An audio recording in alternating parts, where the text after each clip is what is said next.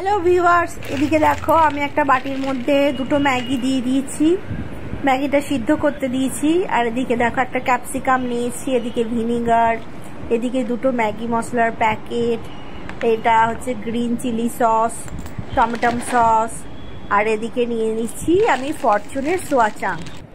তো এই সোয়াবিনটা ভালো করে পরিষ্কার জল দিয়ে ধুয়ে নিয়ে তারপরে আমি জলের মধ্যে দিয়ে দিয়েছি কড়াতে সিদ্ধ করতে। আর এদিকে দেখো ম্যাগি সিদ্ধ হচ্ছে, আর একটু সিদ্ধ হলে আমি নামিয়ে নেবো। তো দেখতে পাচ্ছ তোমার ম্যাগিটা কেমন ফুটে এসেছে, একটু মোটা মোটা হয়েছে কিনা আমি চেক করে দেখে নিচ্ছি। তো আর একটু মোটা মোটা হবে, হয়ে তারপরে আমি এটাকে নামাবো। আর এদিকে সোয়াবিনটা রেখে দিয়েছি, সোয়াবিনটা ফুটতে শুরু করে দিয়েছে, দেখতে পাচ্ছ। এবারে আমি কি করব, সোয়াবিন এরকম ফুটে এসেছে যখন, এটাকে আমি নামিয়ে রেখে দেবো। এবারে গ্যাসের ফ্লেমটা বন্ধ করে দিলাম, দেখতে পাচ্ছ। এবারে ম্যাগিটা আমি ভালো করে জলটা ঝরিয়ে নিচ্ছি, ঠান্ডা গরম জল দিচ্ছি, নাহলে পাইপটা তোমার ফেটে যাবে। এবারে ভালো করে জলটা ঝরিয়ে নিলাম, নিয়ে এর মধ্যে আমি একটু সামান্য তেল দিয়ে এটা চারিদিকে খেলিয়ে দিচ্ছি যাতে ভালো করে জলটা সমস্ত ঝরে যায়। একটু তেল দিয়ে নেবো। আর এদিকে দেখো সোয়াবিনটা পুরো সিদ্ধ হয়ে রয়েছে, এটাকে আমি 3 মিনিটের মতো রেখে দিয়েছি।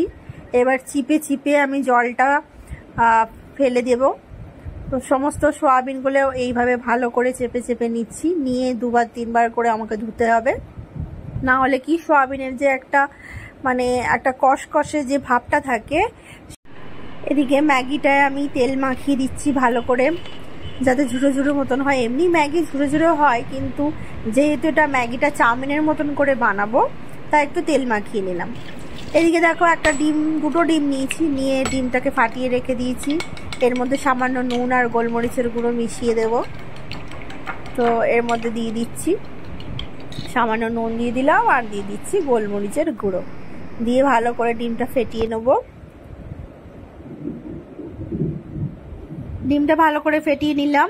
এদিকে দেখো পেঁয়াজটা এরকম সরু সরু করে কুচিয়ে নিয়েছি, এদিকে ক্যাপসিকামটাও দেখছো পাতলা পাতলা করে কেটেছি, বিনস, এদিকে রসুন কাঁচা লঙ্কা কেটে রেখেছি, ডিম ফেটিয়ে রেখে দিয়েছি। আর এদিকে তো সমস্ত উপকরণ রয়েছে। এবারে আমি কড়াটা ভালো করে মুছে নিলাম, যেহেতু জল ছিল।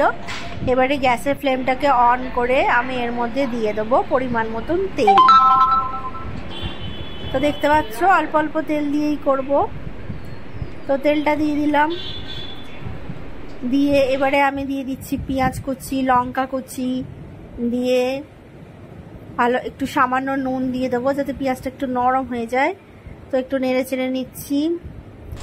এবারে দিয়ে দিচ্ছি কেটে রাখা, ছোট ছোট করে কেটে রাখা বিনসগুলো দিয়ে আমি একটু হালকা করে নেড়ে চেড়ে সবজিগুলোটাকে ভেজে নেব। এতে গাজর দিলেও আরো সুন্দর হয় টেস্ট। তো দেখতে পাচ্ছ সমস্ত। এবার রসুন কুচিগুলো দিয়ে দিচ্ছি, দিয়ে ভালো করে নেড়ে চেড়ে নিচ্ছি।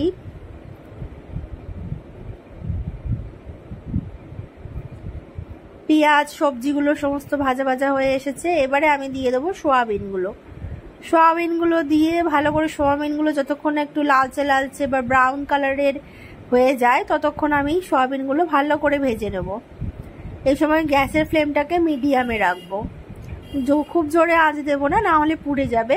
তো মিডিয়ামে রেখে সমস্ত পেঁয়াজ সবজি সবকিছু ভাজা হয়ে গেল। এবারে আমি ক্যাপসিকামটা দিয়ে দিলাম, ক্যাপসিকামটা দিয়ে এবার একটু নেড়ে ছেড়ে দিয়ে মাঝখানটা একটুখানি ফাঁকা করে একটু তেল দিলাম, যেহেতু একটু তেলটা কম দিয়েছিলাম। তো দিয়ে একটু ভালো করে নেড়ে ছেড়ে নিলাম। এইভাবে ভালো করে সবজিগুলো সোয়াবিনগুলো খুব সুন্দর করে ভেজে নিতে হবে, তাহলেই এটা খেতে খুব টেস্টি হবে।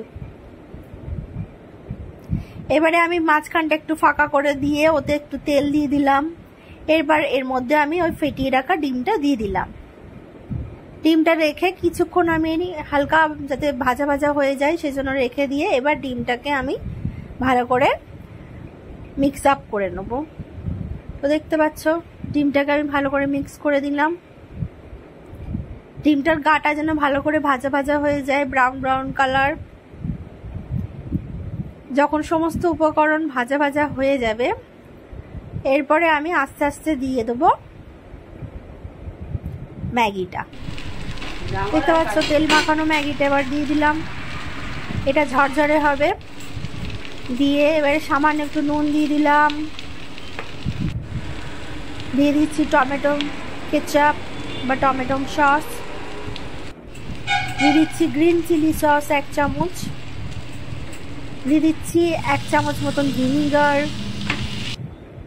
সমস্ত উপকরণ দিয়ে এবার ভালো করে এটা মিশিয়ে নিচ্ছি। দিয়ে দিলাম 1 চামচ সোয়া সস, দিয়ে ভালো করে মিশিয়ে নিলাম। নিয়ে এটাকে ভাজবো বেশ অনেকটা সময় নিয়ে, 2-3 মিনিট সময় নিয়ে ভাজতে হবে। দিয়ে দিলাম গোলমরিচের গুঁড়ো, যেহেতু নুন আগে থেকে দিয়ে দিয়েছিলাম তাই আর দিচ্ছি না, গোলমরিচের গুঁড়ো দিয়েছি। দিয়ে ভালো করে নেড়ে চেড়ে নেবো। দেখছো কালারটা চেঞ্জ হয়ে গেছে এবং সমস্ত উপকরণগুলো কেমন ভাজা ভাজা হয়ে গেছে। তোমরা চাইলে এতে ম্যাগি মশলাও দিতে পারো, তবে আমি ম্যাগি মশলা দিইনি। এটা খেতে কিন্তু খুব সুন্দর হয়েছিল, আমি আবার একটু মুড়ি দিয়ে খেলাম। তো তোমরা এরকম বানিয়ে খেয়ে দেখবে, খুব সুন্দর লাগবে।